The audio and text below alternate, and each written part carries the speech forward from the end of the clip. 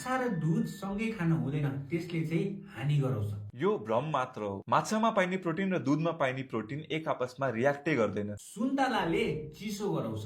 सुन्तलामा त झन् vitamin C हुन्छ जसले इम्युनिटी बढाउने काम गरेको हुन्छ। तपाईको घाँटी पहिल्यैबाट सुन्नेको छ भने सुन्तला खाँदा हल्का इरिटेसन हुन्छ, धुगा चाहिँ लगाउँदैन। राति हजुरहरूले दही खानुभयो भनेदेखि टन्सिलाइटिस हुन्छ।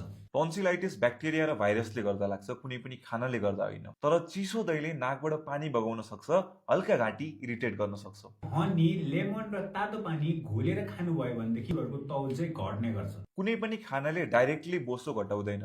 हनीमा त झन् चिनी भन्दा बढी क्यालोरिज हुन्छ र लेमनले भिटामिन सी दिने काम गर्छ जसले फ्याट लस गर्दैन। ग्रिन टी पिउनाले हजुरहरूको बोसो पक्लिन्छ र हजुरहरूको तौल घट्ने गर्छ।